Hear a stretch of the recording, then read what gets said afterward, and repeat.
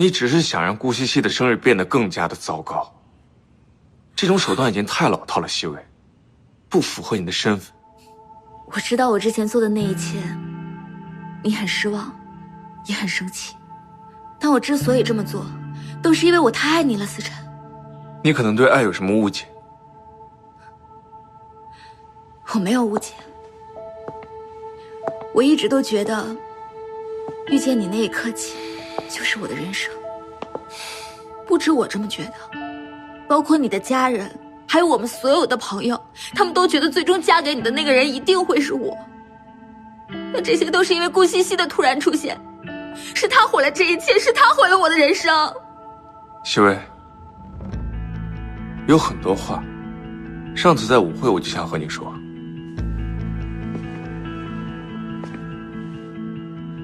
或许以前我们只是不小心顺应了别人的误解，又或许只是我们一时的习惯。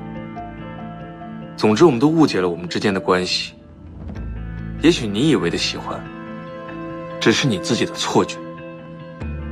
至少在我心里，我从来没有觉得我们可以是恋人的关系。我喜欢的只有顾西西一个人。那你了解顾西西吗？她根本就不是你想象的那个样子。顾西西是什么样子，不需要你来告诉我。学长，这些都是我为你准备的礼物，从你1岁开始，到至今为止25岁。我希望我能够参与你的过去，也希望你的现在跟未来，我也能一直存在。顾西西，我喜欢你。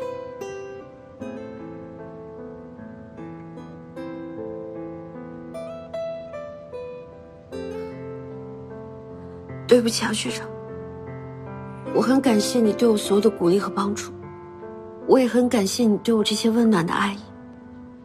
但是我一直以来都把你当作朋友、学长、合作伙伴，甚至是现在的聂西大神。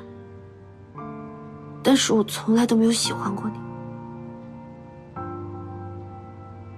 对不起。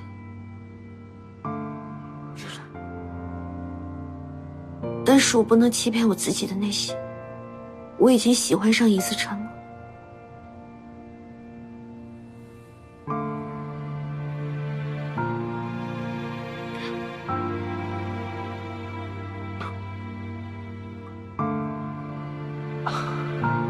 那我们还能当朋友吗？像以前那样？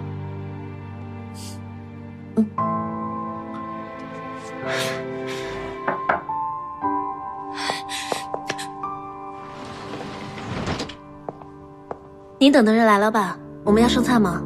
先不用，他不是我要等的人。啊，好。思辰，为什么你就不能给我多一点点的爱呢？我真的只是想……你只是想让顾西西误会，你只是想让顾西西的生日变得更加的糟糕。这种手段已经太老套了，西薇，不符合你的身份。请你离开。